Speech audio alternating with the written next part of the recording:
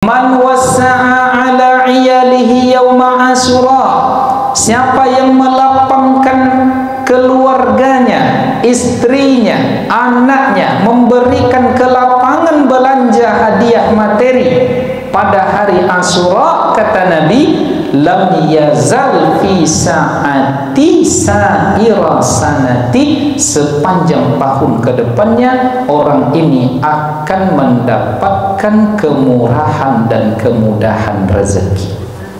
Amin. Jadi apa Bapak, kalau ingin lancar rezekinya setahun yang akan datang, Ariko transfer ke bini masing-masing paling seketik 10 juta.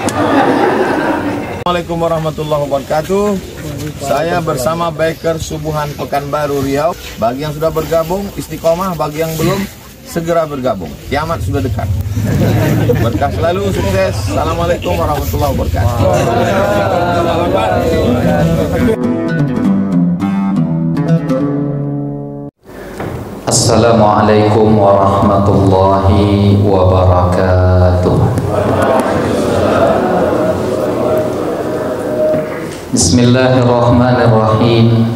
Alhamdulillahi rabbil alamin, hamdal hamidin, hamdal mustaghfirin, hamdan yuwafi ni'amahu wa yukafi'u mazidah.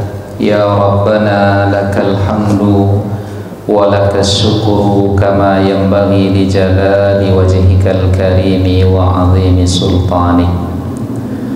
Ashhadu an la ilaha illallah wahdahu la syarika lah, wa ashhadu anna Muhammadan abduhu wa rasuluhu la nabiyya wa la rasula ba'dah. Fallahumma salli wa sallim wa barik wa an'im ala sayyidina Muhammadin wa ala alihi wa sahbihi ajma'in.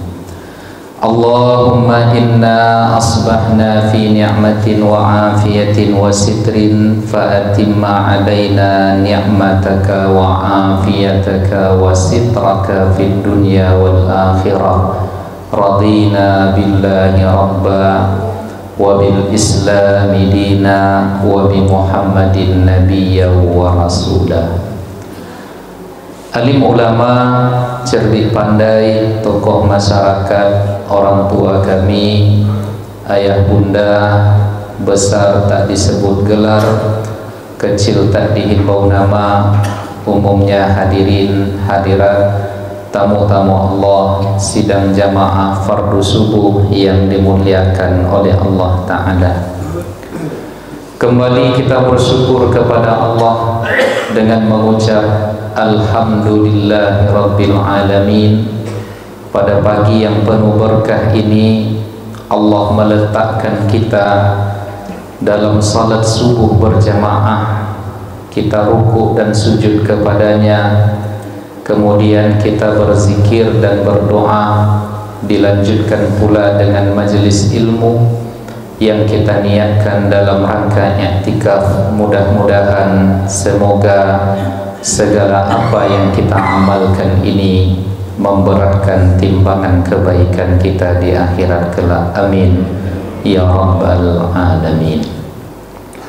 Kita harumkan majelis kita ini dengan bersalawat dan berkirim salam kepada Nabi kita Muhammad sallallahu alaihi wasallam.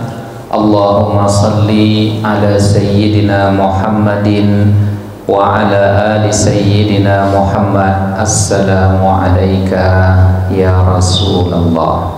Bapak Ibu yang dimuliakan oleh Allah, sebelum kita melanjutkan kajian, seperti biasa kembali kita bersalawat, berdoa ataupun bertawassul dengan bersama-sama membaca salawat kepada Nabi kita Muhammad sallallahu alaihi wasallam.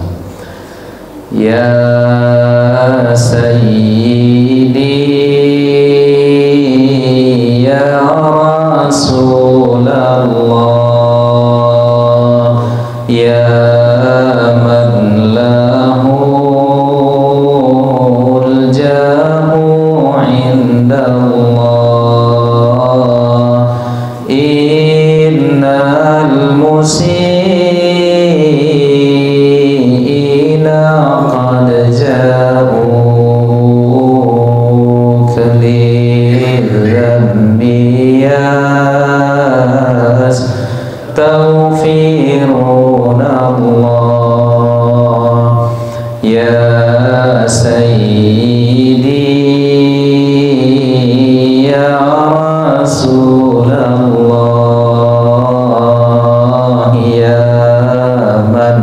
lahul jamu indallah innal musiina qad ja'uk lidzambi yastaghfiruna Allah ya imam ar-rus liya sanadi anta ba'dallahi mu'tamadi falidunyaya wa akhirati ya Rasulallahi khudh biyadi ya imam ar-rus liya sanadi anta ba'dallahi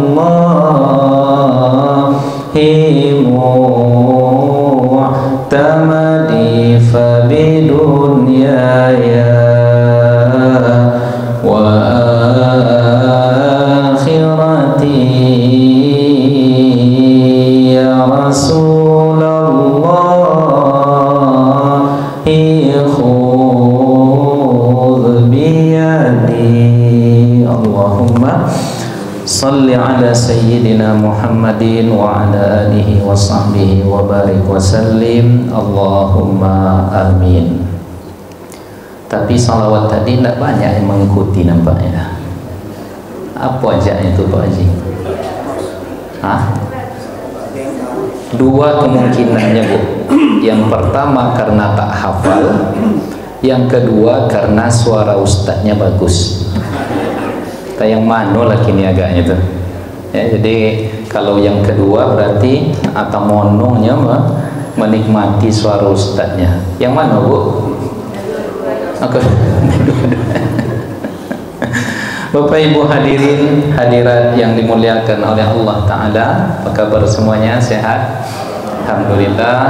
Hadir bersama kita pada pagi ini sahabat-sahabat kita dari komunitas Bikers Subuhan ya, ini wajah-wajah ahli surga nih, wajah-wajah pemuda ahli surga, amin ya rabbal alamin. Bapak Ibu yang dimuliakan oleh Allah, sejatinya kita akan membaca atau melanjutkan kajian akidah Ahlus Sunnah wal Jamaah, namun karena momennya hari ini adalah hari yang mulia, kita akan membahas tentang hukum hakam yang terdapat di hari yang dinamakan dengan hari Asyura. Bapak Ibu yang dimuliakan oleh Allah, Nabi kita Muhammad sallallahu alaihi wasallam mengatakan di dalam hadisnya, ia menyebutkan bahwa afdalus siyami ba'da Ramadan, puasa yang terbaik setelah Ramadan itu adalah berpuasa pada bulan Allah yang dinamakan dengan Muharram, Syahrullahil Muharram, bulan Allah yang dinamakan dengan Muharram. Lalu Nabi melanjutkan, sebagaimana afdalus salati ba'dal fariḍah, salat terbaik yang kita laksanakan setelah salat-salat wajib itu adalah salat tahajud atau salat sunnah kita di sepertiga malam yang terakhir.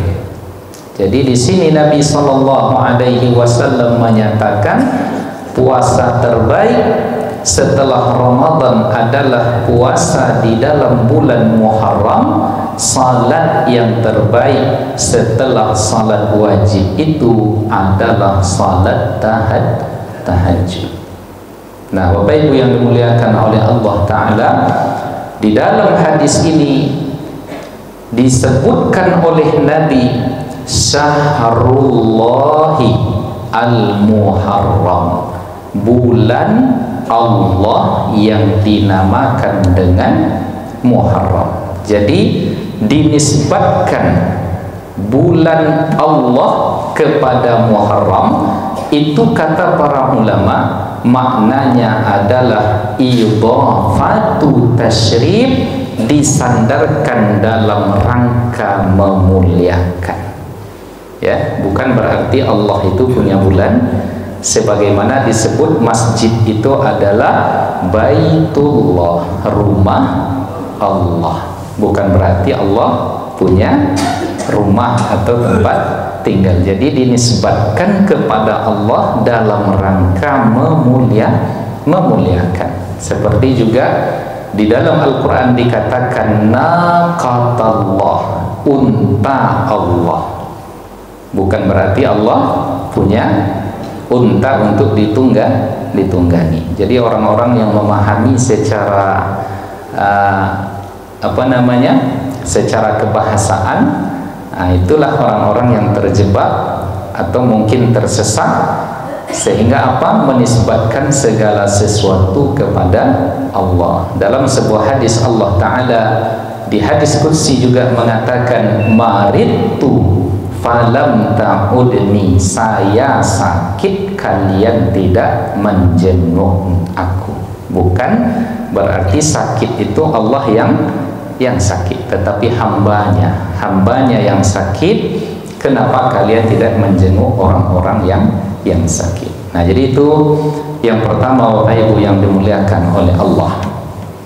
Namun ketika Allah mengatakan bahwa bulan Muharram itu adalah puasa yang terbaik yang dilakukan oleh umat Nabi Muhammad setelah Ramadan, namun faktanya di dalam hadis yang disampaikan atau yang bersumber dari Aisyah radhiyallahu anha, bahwasanya puasa yang paling banyak dilakukan oleh Rasulullah itu adalah di dalam bulan Sya'ban. Nah, ini kan seolah nampak kontradiksi. Nabi mengatakan puasa yang terbaik itu adalah Muharram. Kemudian pada faktanya yang ia lakukan hampir sebulan penuh dilakukan oleh Nabi, puasa sunnah itu banyaknya adalah di dalam bulan Sya'ban. Jadi seolah nampak di sini kontradiksi. Maka dikatakan oleh para ulama kita, mereka uraikan hal demikian karena dua alasan. Yang pertama adalah karena keutamaan berpuasa di bulan Muharram itu diberitahukan oleh Allah kepada Nabi melalui wahyunya di akhir hayat Rasulullah sallallahu alaihi wasallam. Jadi Nabi sudah banyak puasa pada bulan Sya'ban. Di akhir-akhir hayatnya baru diberitahukan oleh Allah, ternyata puasa yang terbaik itu adalah setelah Ramadan, adalah di bulan Muharram. Sehingga Nabi tak sempat melakukan sebagaimana Nabi Muhammad melakukan sebelumnya di bulan Sya'ban. Lalu alasan yang kedua disampaikan oleh para ulama kita, karena pada bulan Muharram itu Nabi kita Muhammad sallallahu alaihi wasallam banyak melakukan safar, dan karena melakukan perjalanan itu akhirnya Nabi Muhammad sallallahu alaihi wasallam tidak melakukan atau melaksanakan puasa.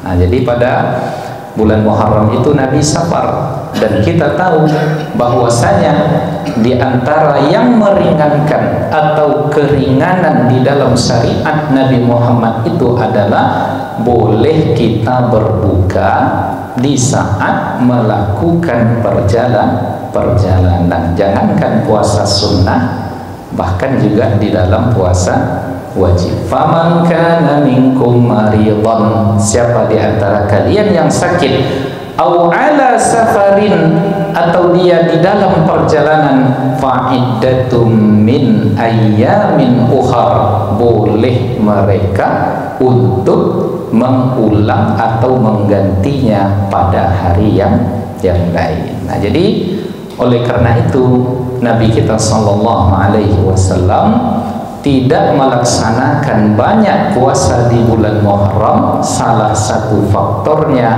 disebabkan karena Nabi banyak melakukan safar dalam perjalanan. Nah, itu poin yang pertama yang perlu kita ketahui, Bapak Ibu yang dimuliakan oleh Allah Ta'ala. Kemudian pembahasan yang kedua adalah Yaumu Ashura. Di dalam bulan Muharram itu ada hari yang dinamakan dengan hari Ashura. Wa huwa yaumul ashiri minhu. Di hari Ashura itu adalah hari yang ke-10 dari bulan Muharram. Faqad syahida malhamatan azimah wa hadasan jalilan wa mawqi'atan min mawaqi'il iman. Pada hari tanggal 10 Muharram itu terjadi sebuah sejarah yang amat sangat besar yang menunjukkan peperangan kebenaran dengan kebatilan, di mana pada hari tanggal 10 dari bulan Muharram itu najallahu fihi Musa wa qaumahu min fir'auna wa jundihi. Pada hari tanggal 10 Muharram itu Allah menyelamatkan Nabi Musa dan kaumnya dari kejaran rencana pembunuhan dari Fir'aun dan bala tentaranya. Nah, jadi kita sudah jamak mengetahui bahwasanya Nabi Musa alaihissalam sampai kepada sebuah keputusan dari Fir'aun, Musa harus dibunuh. Maka ia kejar Musa ini dengan seluruh pengikutnya sehingga mereka berhadapan dengan Laut Merah. Allah Ta'ala memerintahkan Nabi Musa untuk memukulkan tongkatnya, terbelahlah lautan itu. Dengan izin Allah mereka menyeberang dan sampai di ujung mereka selamat, lalu disusul oleh Fir'aun dan bala tentaranya. Ketika mereka masuk, ditautkan kembali oleh Allah air laut itu sehingga tenggelam. Maka ketika hampir mati, di saat tenggelam, tak ada siapa yang bisa menyelamatkan lagi. Apa kata Fir'aun, Bapak Ibu? Ya sudah, dalam kondisi seperti ini, amantu bi Rabbi Musa wa Harun, aku beriman kepada Tuhan Nabi Musa dan Nabi Harun. Tapi masalahnya la talambek barang itu. Nah, jadi tak bisa diterima lagi. Akhirnya apa? Tenggelam, matilah Fir'aun di dalam Laut Merah. Tetapi Allah dengan kudrat dan kuasanya, Allah Ta'ala mengatakan, al-yawma nunajjika bibadanika litakuna liman khalfaka ayah. Pada hari itu, sekalipun Fir'aun ini tenggelam, diselamatkan oleh Allah jasadnya, litakuna liman khalfaka ayah, agar jasad Fir'aun ini menjadi pertanda kebesaran Allah bagi orang yang datang setelahnya. Maka selamat jasad Fir'aun ini, Bapak Ibu, tidak hancur. Jadi dulu diletakkan di sebuah museum di kota Tahrir, di tengah kota Kairo di Mesir itu. Jadi saya dulu mula sampai di Mesir itu tidak tertarik untuk melihat Fir'aun ini, ya. Tetapi di tahun akhir, 3 bulan sebelum saya pulang, kata teman saya, yuk kita ke museum Ngapa kita ke museum? Saya bilang, ya untuk nengok Fir'aun. Ngapa Fir'aun tuh ditengok-tengok? Saya bilang. Jadi kata kawan saya ini, Ustaz katanya, nanti kan kalau ditanya jamaah pulang, lapo dan nengok Fir'aun. Ado jawab palope jawab, apa istilah itu Pak? Ya, ada jawaban kita, masa udah 4 tahun 5 tahun di Mesir tak pernah jumpa Fir'aun. Iya pula, masuk pula di akal saya Bapak Ibu. Iya juga lah. Akhirnya ikutlah program di asrama kami pada waktu itu untuk berkunjung ke museum. Saya masih ingat tiket masuk museumnya waktu itu 40 pound. Jadi sampai di dalam, ya, saya tengoklah, oh sampai ke kotak yang di dalamnya peti kaca, yang di dalamnya tersimpan jasad Fir'aun. Jadi kaku dia seperti ini Bapak Ibu. Saya tengok, nak saya tumbuk pajatul Rasulnya. Ya, inilah dulu orang yang berani mengatakan ana rabbukumul a'la. Inilah orangnya di depan mata Pak. Ya, itulah orang dulu yang berani mengaku saya Tuhanmu yang paling tinggi. Dan bahkan ia mengatakan wa hazihil anharu tajri min tahti. Ini sungai Nil mengalir di bawah kekuasaanku. Bahkan ia mengatakan, berani ia menyebut mampu untuk menghidupkan dan mematikan. Ya, bagaimana caranya kata para pendekat, orang-orang pembesar dia? Ya, siapa yang saya kehendaki untuk mati saya bunuh, siapa yang saya kehendaki untuk hidup saya biarkan hidup. Pas di depan mata waktu itu Pak, kalau lah bisa ditinju saya tinju muncung itu muncung. Inilah dulu orang yang, ya subhanallah, ya sombong sekali, tetapi diselamatkan oleh Allah jasadnya agar menjadi pelajaran. Bersumber dari Ibnu Abbas, diriwayatkan oleh Al-Imam Al-Bukhari dan Al-Imam Muslim. Ibnu Abbas mengatakan, qadima Rasulullah sallallahu alaihi wasallam al-Madinah. Nabi Muhammad datang ke Madinah berhijrah. Fara'al yahuda yasumuna yawma Asyura. Ia mendapati kalangan orang-orang Yahudi di Madinah melakukan puasa pada tanggal 10 Muharram. Faqala lahum, Nabi bertanya kepada mereka, ma hadzal yaumal ladzi tasumuna, hari apa yang kalian puasakan sekarang ini? Qalu, orang-orang Yahudi di Madinah menjawab, hadza yaumun salih. Wahai Muhammad, hari ini adalah hari yang baik. Seperti apa baiknya? Haza yaumun najjallahu fihi bani Israil min aduwihim. Pada hari ini adalah hari yang Allah selamatkan Bani Israel itu min aduwihim, dari musuhnya, dari Fir'aun dan bala tentaranya. Fasamahu Musa alaihi salam. Lalu karena Nabi Musa selamat dari kejaran Fir'aun itu, Nabi Musa berpuasa pada setiap tanggal 10 Muharram. Dan karena Nabi Musa berpuasa, kami pun ikut berpuasa, kata orang Yahudi. Lalu Nabi mengatakan, ana ahaqqu bi Musa minkum. Saya lebih berhak mempuasakan hari ini, lebih berhak kepada Nabi Musa itu daripada kalian, kata Nabi. Ya, kenapa? Karena Nabi Muhammad tentunya punya hubungan spesial dengan Nabi Musa. Yang pertama karena sesama Nabi dan Rasul. Dan bukan hanya itu, karena mereka juga adalah sama-sama Nabi dan Rasul yang dinamakan dengan ulul azmi.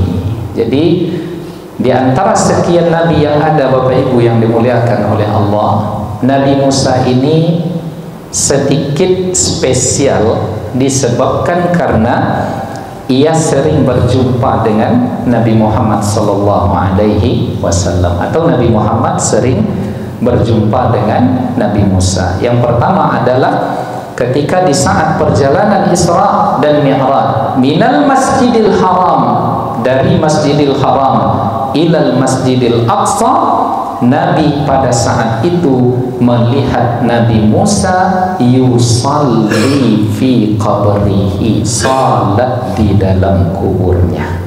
Di pas dalam perjalanan nampak di dalam kubur oleh Nabi Musa sedang salat. Ya, salat apakah itu? Para ulama mengatakan itu salat bukan salat karena diperintah, tetapi karena kebiasaan dan keinginan dan kebahagiaan dalam melaksanakan salat. Nah, jadi dari sini kita bisa mengambil kesimpulan dan didukung oleh banyak dalil pula bahwa ternyata para nabi, orang-orang soleh, wali-wali Allah itu, orang-orang yang mati syahid, mereka hidup di kuburannya, bertindak, melakukan sesuatu sesuai dengan keinginan dan iradat Allah Subhanahu wa ta'ala. Hanya saja kita tidak tahu seperti apa tindak tanduk dan apa yang mereka perbuat di dalam kubur. Tapi mereka hidup di kuburan itu, Bapak Ibu. Ya, sebagaimana kita hidup di atas perut bumi ini, punggung bumi, mereka juga hidup di dalam perut bumi. Jadi kata para ulama, ya, di saat kita meninggalkan mereka yang berada di punggung bumi, ada yang menanti di dalam perut bumi karena ada kehidupan di sana.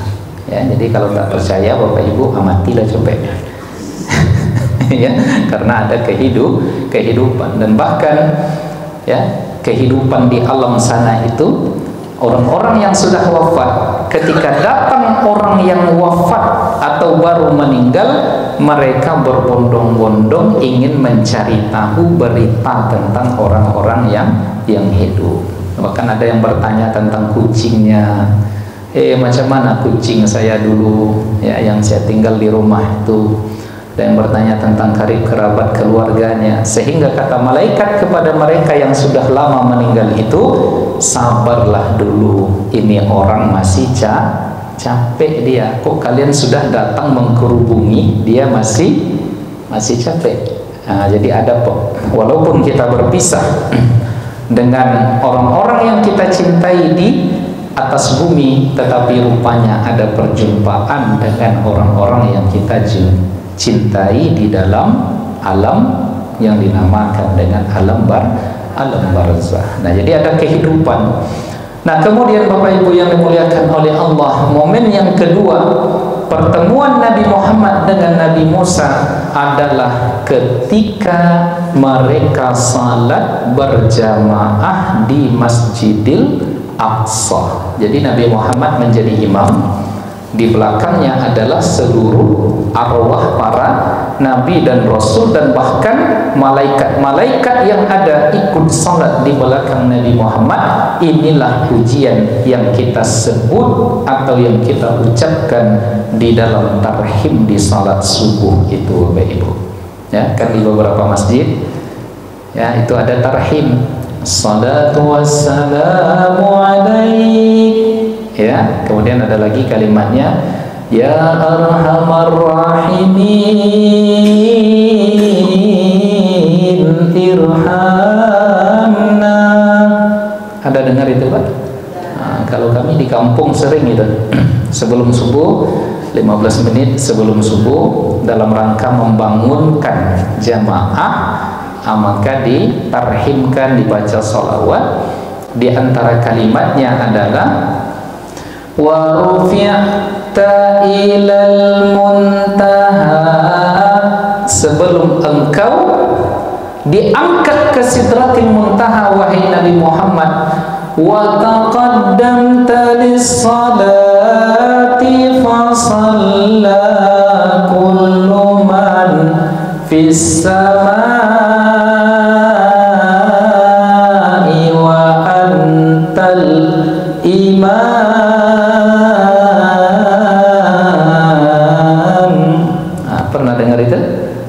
Taqaddamta lis-salat, engkau maju melaksanakan salat wahai Nabi Muhammad, fa shalla kullu man fis sama, ikutlah malaikat yang ada di langit itu turun pada malam itu mereka bermakmum kepada engkau para nabi dan rasul, wa antal imam, dan engkau yang menjadi imam. Jadi pada momen itu Nabi Muhammad berjumpa dengan Nabi Musa alaihi salam 2 kali.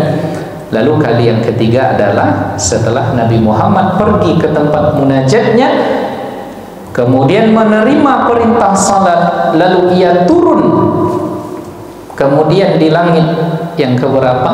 Kalau tak silap, tak salah, di langit yang kelima berjumpa lagi dengan Nabi Musa. Kata Nabi Musa, berapa salat yang difardukan oleh Tuhanmu kepada engkau dan umatmu wahai Muhammad? 50 kali sehari semalam. Balik lagi, ya, takkan sanggup umatmu itu. Umatmu itu ya lemah-lemah, kecil-kecil, waktunya singkat.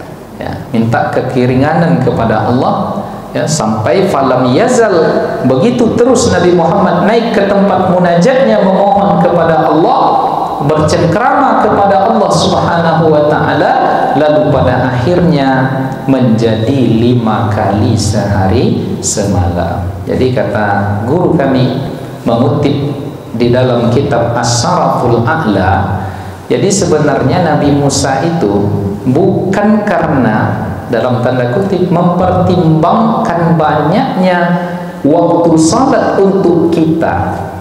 Jadi Nabi Musa itu menyuruh Nabi Muhammad itu naik lagi, nanti turun lagi, naik lagi, turun lagi. Dalam tanda kutip itu akal-akalan Nabi Musa saja. Kenapa? Karena katanya dia lahu syauqun li ru'yati nabiyina Muhammad, karena dia rindu, cinta, ingin selalu berjumpa dengan Nabi Muhammad sallallahu alaihi wasallam. Jadi pintar dia, Bu.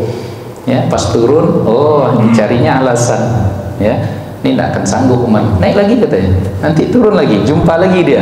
Disuruh naik lagi, turun lagi, jumpa lagi. Itu dalam tanda kutip ya akal-akalan Nabi Musa alaihi salam. Kan ada di antara kita yang pintar akal-akalan kayak gitu tuh, Pak, ya. Ya, ini contohnya yang bujang-bujang ini kan. Ya, kalau untuk berjumpa dengan calonnya dicarinya cara supaya selalu berjumpa. Itulah kira-kira yang pendekatannya Bapak Ibu yang dimuliakan oleh Allah Subhanahu wa taala. Nah, pada hari itu Nabi Muhammad mengatakan, kami lebih berhak untuk berpuasa sebab kami ada keterikatan dengan Nabi Musa alaihi salam. Bapak Ibu yang dimuliakan oleh Allah. Kemudian tentang puasa pada hari Asyura diriwayatkan yang bersumber dari Abi Qatadah, diriwayatkan oleh Al-Imam Muslim, Nabi sallallahu alaihi wasallam mengatakan, siyamu yaumi Arafah, berpuasa pada hari Arafah 9 Zulhijjah.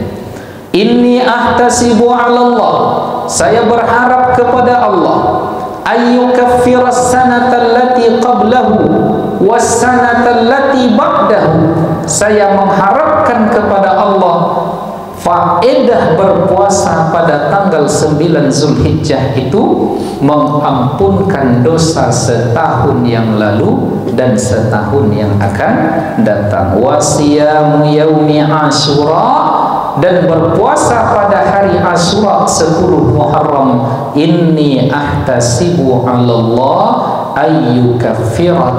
ayyukaffira as-sanata allati qablah, pahalanya adalah mengampunkan dosa setahun yang lalu. Jadi kalau puasa Arafah setahun yang lalu, setahun yang akan datang. Puasa Asyura setahun yang telah berlalu. Nah, saya mau kedua hal ini dibahas oleh para ulama kita. Kenapa ada perbedaan ganjaran dari dua puasa ini? Kalau puasa Arafah setahun yang lalu dan setahun yang akan datang, sedangkan puasa Asyura hanya setahun yang lalu. Kenapa ada perbedaan ganjaran di sini? Disebutkan oleh para ulama kita, diantaranya Al-Imam Al-Khatib Asy-Syirbini mengatakan ini menunjukkan keutamaan Nabi Muhammad sallallahu alaihi wasallam. Jadi Nabi Muhammad itu Bapak Ibu diberikan syariat murni, syariat hari Arafah itu adalah syariat Nabi Muhammad. Sedangkan hari Asyura syariat Nabi Musa yang masih dipertahankan dan diakomodir di dalam syariat Nabi Muhammad. Jadi dua perbedaan ganjaran ini menunjukkan keutamaan Nabi Muhammad sallallahu alaihi wasallam. Kenapa tadi? Karena hari Arafah 9 Zulhijjah murni syariat Nabi Muhammad, sedangkan hari Asyura adalah syariat Nabi Musa yang diakomodir, tetap dijalankan di dalam syariat Nabi Muhammad sallallahu alaihi wasallam. Nah, ini betapa di sini kita melihat keutamaan Nabi Muhammad dan penghargaan Nabi kepada syariat terdahulu yang ujung-ujungnya adalah rahmat dan kasih sayang dari Allah berupa pengampunan. Coba kita tengok Bapak Ibu, ya, seolah jadi Al-Imam Al-Qushairi mengatakan umat Nabi Muhammad ini sering lalai, sering lupa, sering lemah dalam beribadah, banyak kekurangan. Nah, karena ia tahu umatnya seperti itu, makhluknya, hambanya demikian adanya, diberikan keistimewaan oleh Allah, faddala bainal ayyam, Allah melebihkan antara satu bulan dari bulan yang lain, melebihkan antara satu hari dengan hari yang lain. Agar apa? Agar tetap hambanya ini bersemangat beribadah. Jadi seolah Allah Ta'ala memindahkan dari satu kesempatan terbaik menuju kesempatan terbaik yang lainnya. Contoh, bulan Rajab, bulan haram. Datang bulan Sya'ban, Nabi di dalamnya banyak berpuasa. Datang lagi bulan Ramadan, ada 10 terakhir dari bulan Ramadan, ada satu malam yang dinamakan dengan Lailatul Qadar. Selepas selesai bulan Ramadan datang bulan Syawal, diperintahkan lagi ibadahnya berpuasa 6 hari di bulan Syawal. Selesai Syawal ada Zulqa'dah, awal mulai dari bulan haji. Selepas dari Zulqa'dah datang lagi bulan Zulhijjah. Hari terbaik di muka bumi kata Nabi untuk seseorang beramal dan beribadah di muka bumi ini tidak ada yang melebihi amal di 10 hari pertama bulan Zulhijjah. Di 10 hari pertama itu ada hari Arafah yang kita sebutkan tadi. Selepas selesai Zulhijjah datang lagi bulan Muharram. Nah, puasa yang terbaik adalah puasa di bulan Muharram, dan di antara hari terbaik di bulan Muharram itu adalah hari Asyura. Dan bahkan Nabi mengatakan iza kanal amul muqbil, kalau tahun depan datang saya masih hidup, saya akan berpuasa pada hari yang ke-9. Itulah yang dinamakan dengan Tasu'a. Jadi 9 Tasu'a, 10 Asyura. Tingkatan yang terbaik untuk berpuasa itu adalah 9, 10, 11. Ya, atau kalau tidak bisa 3 hari 9, 10. Tak bisa 10, 11. Tak bisa 10 saja. Tak bisa juga 10. Jadi kecil orang kampung kami Pak, ndak Yuli saya yang 10 kok sekali setahun takbirkan sampai kali takbir. Allahu Akbar, Allahu Akbar, Allahu Akbar. Apa makna itu Pak? Bahasa kasarnya mati lele gitu kan. Nah, ini bagi yang tidak, ya, yang tidak memiliki uzur, dia mampu bisa ya minimal pada 10 hari pada tanggal 10 Muharram. Bapak Ibu yang dimuliakan oleh Allah Ta'ala. Kemudian Al-Imam An-Nawawi menyebutkan bahwa dosa yang diampunkan oleh Allah Ta'ala di hari Asyura itu, begitu juga di hari 9 Zulhijjah, hari Arafah kemarin, setahun yang telah berlalu, itu jenis dosa yang diampunkan oleh Allah adalah jenis dosa-dosa kecil. Jadi kalau dosa besar ada taubat khususnya, ya, tetapi jika ingin dosa besar kita diampuni, ya tentunya terlebih dahulu dengan memperbanyak amal. Di antara amalnya adalah berpuasa pada hari Asyura. Innal hasana yuzhibna sayyi'at, sesungguhnya kebaikan yang kita lakukan itu akan menghilangkan segala dosa keburukan yang kita lakukan. Maka insya Allah setahun yang telah berlalu, jika terdapat dosa-dosa kecil kita, insya Allah diampunkan oleh Allah karena kita berpuasa pada hari Asyura. Maka oleh karenanya Bapak Ibu yang dimuliakan oleh Allah, ada beberapa hal yang disunnahkan untuk kita lakukan di hari Asyura. Yang pertama adalah banyak membaca kalimat hasbunallahu wa ni'mal wakil, ni'mal maula wa ni'man nasir. Kalau kita sendiri kita membaca hasbiyallahu wa ni'mal wakil, ni'mal maula wa ni'man nasir. Itu yang disunnahkan untuk kita lakukan di hari Asyura. Lalu yang kedua, summam sahra'sal yatim. Kemudian hari Asyura itu dianjurkan kepada kita untuk menyantuni anak yatim. Jadi hari anak yatim itu adalah hari Asyura. Jadi kalau bisa pada hari ini ada sumbangan kita, sedekah kita, membahagiakan anak yatim, maka lakukan pada hari Asyura ini. Maka insya Allah Bapak Ibu, nanti sore kita mengadakan majelis pembacaan hadis musalsal hari Asyura, santunan anak yatim, tausiah dari para asatiz kita, dan berbuka puasa bersama kita lakukan, kita laksanakan mulai setelah asar nanti di Masjid Raya An-Nur Provinsi Riau. Nah, jadi kami mengundang abang-abang, kawan-kawan, adik-adik dari Bikir Subuhan. Nanti kita ramaikan sore di Masjid Raya An-Nur, insya Allah, ya. Disediakan paket berbuka puasa, insya Allah dapat kalau cukup. Karena kita menyediakan 200 ya nasi kotak. Ya, siapkan saja bekal, mana tahu nanti kok ramai orang datang dan ternyata tidak cukup. Nah, tapi kalau ingin yang menambah dari paket 200 ini boleh juga Pak Irza. Kok nampak tambah gak 300 lah hari ko je nak masalah ada gitu. Kami terima aja. Bapak Ibu hadirin hadirat yang dimuliakan oleh Allah. Dan sunnah ketiga yang dianjurkan kita untuk dilakukan pada hari Asyura ini adalah memberikan hadiah kepada istri. Setuju, Bu?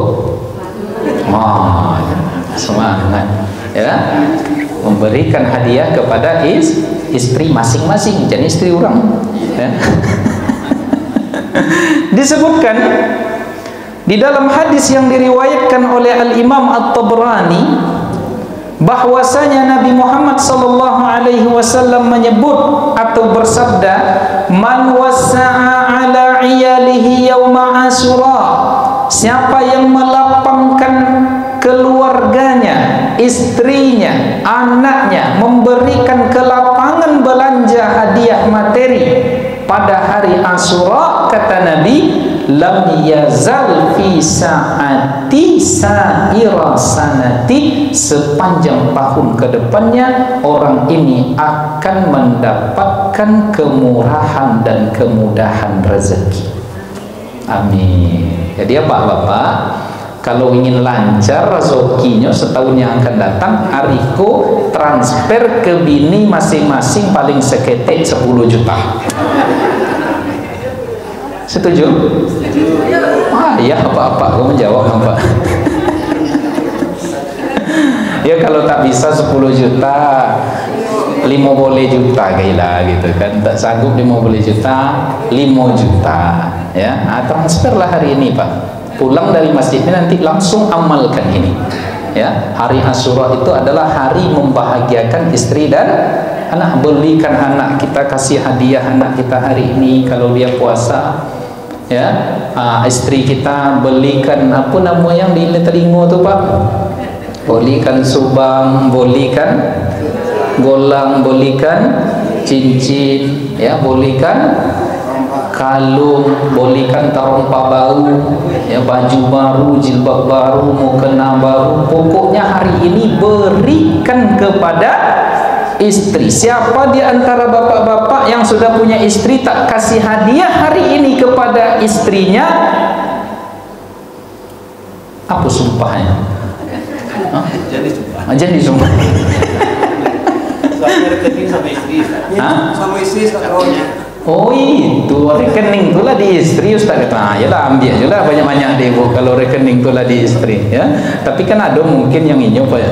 Nah ada rekening untuk istri, ada yang wak hadiahkan. Nah itu mantap. Ya, dia lah yang rekening yang isi 1 miliar itu untuk istri. Akhirnya untuk hariko lain pula. Kalau bapak-bapak ingin rezekinya murah sepanjang tahun. Ini serius nih Pak. Ya. Kalau nak mau Pak nanti payah rezeki setahun yang akan datang. Lalu ada yang bertanya, kami yang belum berbini macam mana? Ikut untuk yang berbini je ya. Untuk imam kita tu kan belum nak. Belum kan? Memang orang yang belum berbini, kau nampak dari wajahnya agak menderita sedikit Pak. Ni abang-abang kita ada nih yang ada yang belum menikah ini? Oh banyak ya. Nampak wajah-wajah menderitanya. Jadi, nah kenapa demikian Bapak Ibu yang dimuliakan oleh Allah? Hadis ini kesahihannya diperbincangkan oleh para ulama. Ada yang menganggap sahih, ada yang menganggap dhaif. Walaupun ada yang menganggap dhaif, tetapi ternyata diamalkan karena tidak bertentangan dengan prinsip ajaran agama kita. Disebutkan di sini, di antara yang mengamalkan itu adalah salah seorang sahabat Nabi yang bernama Jabir bin Abdullah. Apa kata Jabir bin Abdullah? Faqad jarrabna. Hadis Nabi ini sudah kami uji coba katanya. Di setiap tanggal 10 Muharram hari Asyura kami berikan sesuatu kepada istri kami, kata Jabir bin Abdullah, fakana kazalik. Dan begitu benar rupanya setahun ke depannya itu rezekinya mudah ya. Itu yang mengamalkan adalah sahabat Nabi yang bernama Jabir. Nah kemudian Al-Imam Sufyan bin Uyainah mengatakan, bahkan kami jarrabnahu limuddati khamsina ama. Kami sudah mengamalkan itu bahkan sudah 50 tahun lamanya kami amalkan, dan ternyata setiap tahun ketika itu dilakukan selama 50 tahun yang kami lalui, rezeki itu dilapangkan oleh Allah Subhanahu wa ta'ala. Jadi ibu-ibu kalau dah ada apa-apa pagi ko di masjid ko pulang nanti tolong sampaikan pesan saya kepada suami masing-masing untuk minta pandai-pandai lah cara. Pak Haji, ibu ada sekarang? Tolong pulang kok nanti apa? Lagi surprise. Bawa kue Pak. Masya Allah, Bapak Ibu hadirin hadirat yang dimuliakan oleh Allah Ta'ala. Bahkan ulama 4 mazhab mengatakan, diantaranya di dalam mazhab Maliki, Al-Imam As-Sawi mengatakan wa yundabu, dianjurkan pada hari Asyura itu at-tausi'ah 'alal ahli wal aqarib, memberikan kelapangan rezeki kepada keluarga dan karib kerabat. Ada kakak, ada adik kita, ada ponakan, berikan rezeki, jamin, insyaallah dijamin oleh Allah setahun ke depannya akan dilapangkan. Kemudian disebutkan oleh Sulaiman Al-Jamal di dalam hasyiahnya terhadap kitab Fathul Wahhab karya Al-Imam Zakaria Al-Ansari, apa kata beliau? Wa yustahabbu, dianjurkan pada hari Asyura itu at-tausi'ah 'alal iyali wal aqarib, memberikan hadiah, melapangkan keluarga dan karib kerabat. Kemudian wa tasadduqi 'alal fuqara'i wal masakin, memberikan sedekah kepada fakir dan miskin, min ghairi takallufin, semampu kita. Tak bisa 1 juta 2 juta, tak bisa 2 juta 3 juta. Setuju Bu? Nah, setuju betul. Tak bisa 5 juta 10, semampu kita. Yang penting ada yang diberi, yang diberikan. Nah, tetapi kan tak semua orang mampu. Nah, kata Syekh Sulaiman Al-Jamal, kata beliau semampunya. Tapi kalau ada orang yang tidak mampu, falyusi'hu luqahu, kalau dia tak mampu secara materi, maka luaskanlah akhlaknya pada hari itu. Yang selama kau cemberut ke bini, senyumlah hari ini. Ya, senyum. Ya, pulang nanti kok produk logo-logo pulang beko nanti. Logo apa tuh Bang? Logo India. Nah, maka ya berikanlah akhlak terbaik kita kepada istri, anak-anak kita di rumah pada hari ini. Kemudian juga kata Syekh Sulaiman Al-Jamal, wa yakuffa an zulmihi, kalau kita misalnya ya terbiasa berlaku zalim, menyakiti hati orang lain, menggunjing dan lain sebagainya, pada hari ini hentikan itu. Ya, misalnya selalu komentar yang tak baik di medsos, hentikan itu. Yang ini adalah hari yang agung. Nah, oleh karenanya Bapak Ibu yang dimuliakan oleh Allah Subhanahu wa taala, sehingga dikatakan di dalam diwakili oleh mazhab Hanafi, Al-Imam Ibnu Abidin di dalam kitabnya Raddul Muhtar mengatakan, na'am, benar, hadisut tausi'ah, hadis dianjurkan kita memberikan hadiah, kelapangan rezeki kepada keluarga karib kerabat, sabitun sahih, itu sahih, kata Ibnu Abidin, sebagaimana yang disebutkan oleh Al-Imam Al-Hafiz As-Suyuti di dalam kitabnya yang berjudul Ad-Durarul Mansur. Maka oleh karenanya fala ba'sa fima zakarta in fa'ala biqasdi tausi'ah al-waridah, maka tidak apa-apa pada hari ini sangat dianjurkan kita untuk memberikan sesuatu kepada istri dan keluarga masing-masing. Itulah barangkali Bapak Ibu yang dimuliakan oleh Allah, untuk mengingat-ingat kaji, menambah ilmu kita, mengokohkan iman kita agar bisa kita amalkan. Mudah-mudahan panjang umur, sehat badan kita, segala musim-musim kebaikan bisa kita amalkan dengan baik, yang dengannya insyaallah selamat hidup kita di dunia dan selamat pula hidup kita di akhirat. Sebelum kita tutup, mungkin ada pertanyaan, kami persilahkan.